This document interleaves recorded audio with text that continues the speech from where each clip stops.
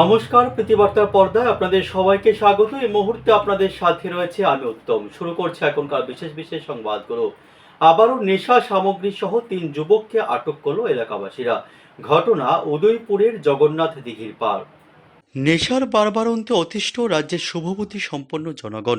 বর্তমানে রাজ্য সরকার zero tolerance নীতি নিয়ে রাজ্যকে নেশামুক্ত রাজ্য হিসেবে গড়ে তোলার জন্য আপ্রাণ চেষ্টা চালিয়ে যাচ্ছে, কিন্তু কিছুতেই নেশা সামগ্রী সহ নেশা সেবনকারীদের কিছুতেই বাগে আনতে পারছে না, যার কারণে আজ উদয়পুর জগন্নাথ দিঘির উত্তর পাড়ে নেশা সামগ্রী সহ 3 যুবককে এলাকাবাসীরা সন্দেহ হওয়ায় তাদের জিজ্ঞাসাবাদ করে কিছু উত্তম মধ্যম দিলে পরে তাদের কাছ থেকে বেশ কিছু নেশার ট্যাবলেট উদ্ধার করা হয় এবং তাদেরকে সরাসরি পুলিশের হাতে তুলে দেওয়া হয়।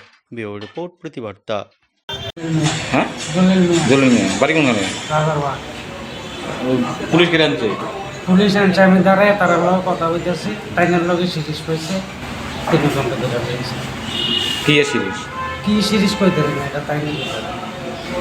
আপনি তো আরো দুই একবার থানাতে পুলিশ আনছে আপনাদের। না, আমারে বউটাকে একবার আছে, কি কারণ আনছিল? আমি খাইতাম মানছি জাল কাটছি কুট্টাটি আসলে যে ডাক্তার তার মিউজ কইতে রে। পুলিশ কোনটা আনছে মনে হয়? পুলিশ আনছে রবীন্দ্র সঙ্গে সামনে। রোমের সঙ্গে আনছে। আমি রিক্সা দাঁড়ায় দাঁড়ায় তার লগে কথা বলতেছি 3 ঘন্টা।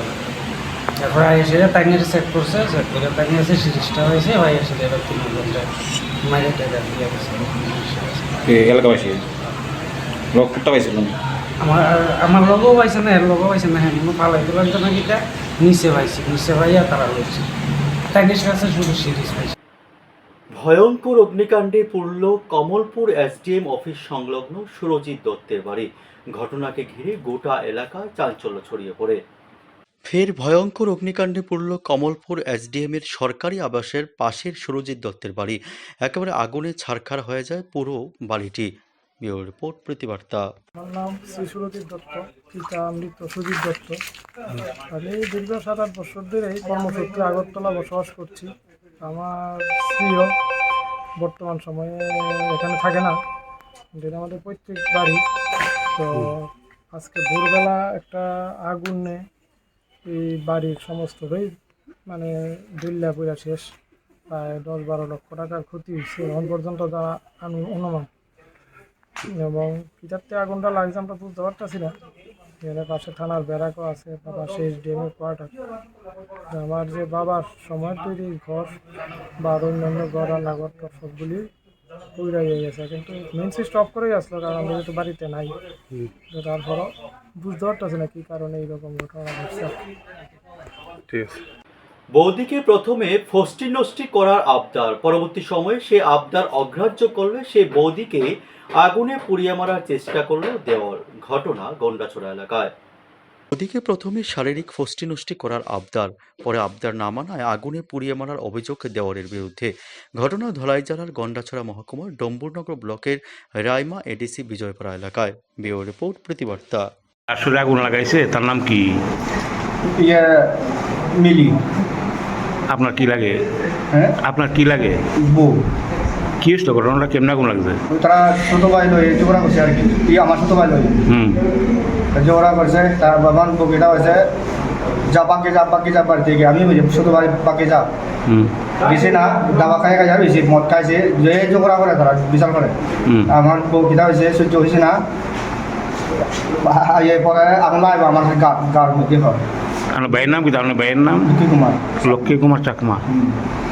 ও গেছে না, এটা হচ্ছে খেলছে ডালছে গ্যাস লাইটটা, কিন্তু আমার মায়া ধরতে পারছে না, লাগাইছে। ওই তখন আপনি কই আসছিলেন?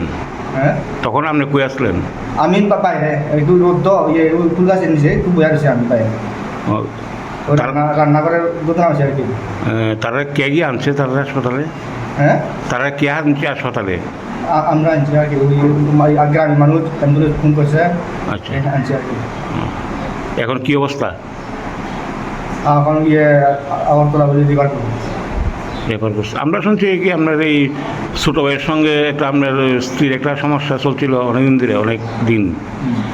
পশ্চিম আগরতলা মহিলা থানার বিরুদ্ধে উঠল এক রাশ অভিযোগ। গতকাল রাতে মৃত্যু হলেও ময়না তদন্তের জন্য আজ সকাল 9টায় রাজধানী আগরতলা আইজিএম হাসপাতালে গিয়ে পৌঁছল পুলিশের একটি দল এবং এই ঘটনায় রীতিমতো ক্ষোভ উগড়ে দিল রোগীর পরিবারের পক্ষ থেকে। মহিলার মৃত্যু হলো আগের দিন রাতে আর পুলিশ আসলো পরদিন। পশ্চিম আগরতলা মহিলা থানার ভূমিকায় প্রশ্নচিহ্ন জনমনে। এডিনগরে কল্পনা দেবনাথকে রাতে আইজিএম হাসপাতালে নিয়ে আসলে তাকে মৃত বলে ঘোষণা করা হয়। হাসপাতাল থেকে বলা হয় ডেথ সার্টিফিকেট পেতে হলে মৃতদেহের ময়নাতদন্ত করতে হবে, তাই পুলিশকে খবর দেওয়া হয়, কিন্তু সেই পুলিশ আসে বুধবার সকাল 9টায়। ব্যুরো রিপোর্ট, প্রতিবার্তা। আমার দিদি শাশুড়ি ওনার হলো টানের প্রবলেম, শ্বাসের প্রবলেম আর কি। কিছুদিন আগেও তোমার দুবার করে আইজিএম হসপিটালে অ্যাডমিট থেকে গেছে, ভর্তি থেকে গেছে, সুস্থ হয়ে ভালোভাবে বাড়িতে গেছে। তারপর আমরা প্রাইভেট ডাক্তারও জানিয়েছি যে ওষুধগুলি দিচ্ছে প্রসেসগুলি কন্টিনিউ চলতে থাকবে আর কি। তো ওই ওষুধগুলো নিতে নিতে নিতে মনে করে সুস্থ, এই ওখানে সুস্থ হয়ে এখন আবার টান উঠে। তারপরে গতকালকে রাত্রিবেলা কী হলো, মানে হঠাৎ করে টানটা উঠছে, পরে ওনার যে স্প্রেটা স্প্রেটা নিচ্ছে, নেওয়ার পরেও কমতেছে না, মানে একটু ঊর্ধ্বশ্বাসের মতো হয়ে গেছে। তারপরে আমরা গাড়িতে নিয়ে আইছি। আনুমানিক কটার সময় নিয়ে আইছেন আইজিএমে? 15-12টা হইব হতো, আমি ঠিক টাইমটা জানি না। তারপরে আমরা গাড়িতে নিয়ে আসি, পরে এখানে চেক আপ করেছি, পরে বসে উনি মানে ওনার এই এক্সারসাইজ না জানি কি ওইটা বসে পড়ে বসেছেন, কি নাই ওনার নাই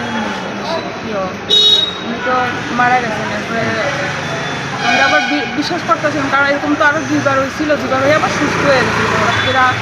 তারপরে বলেছেন ওনারা যে খবরের জেরে নেতার পোল্ট্রি ফার্মে হানা দিল প্রশাসনিক আধিকারিকরা এবং হুঁশিয়ারি দিলেন ফার্মের কর্মকর্তাদের, যদি নিয়ম উল্লঙ্ঘন করা হয় তাহলে কিন্তু খুব দ্রুত আইনি ব্যবস্থাপনা নেওয়া হবে।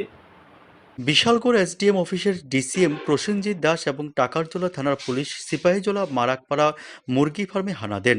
গ্রামবাসীর অভিযোগ ছিল এই ফার্মের স্বাস্থ্যকর পরিবেশের কারণে বাড়িঘরে একেবারেই মাছি হানা দিচ্ছে, অসুস্থ হচ্ছে শিশু থেকে বড়রা। সে বিষয়টি নজরে আসতেই ছুটে আসেন প্রশাসনের কর্তারা।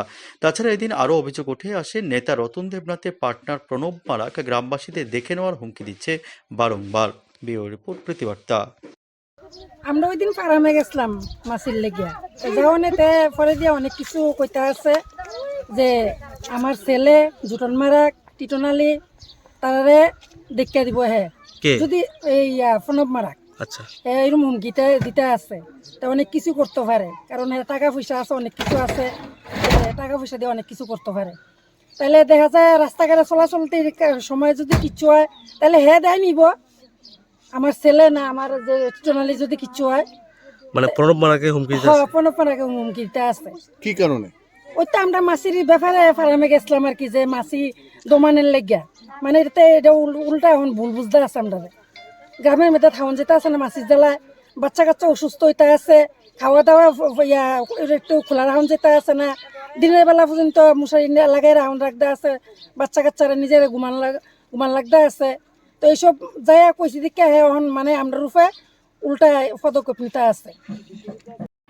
এখনকার মতো সংবাদ এ পর্যন্তই। পরবর্তী সংবাদের আপডেট পেতে অবশ্যই চোখ রাখুন প্রতিবার্তা টিভির পর্দায়। নমস্কার। আপনাদের বিশ্বাস আমাদের ক্ষমতা, আপনাদের বিশ্বাস আমাদের প্রেরণা, আপনাদের বিশ্বাসে আমরা আরও দায়িত্বশীল। নন্দা অপটিক্স নিয়ে এলো অত্যাধুনিক চক্ষু পরীক্ষক যন্ত্র বিনামূল্যে। তাছাড়াও এখানে থাকছে প্রতিদিন সন্ধ্যা 5:30 থেকে রাত্রি 8টা পর্যন্ত বিশিষ্ট আই স্পেশালিস্ট। এখানে পেয়ে যাবেন বিভিন্ন নামি দামি ব্র্যান্ডের চশমা, সানগ্লাসেস এবং লেন্সেস।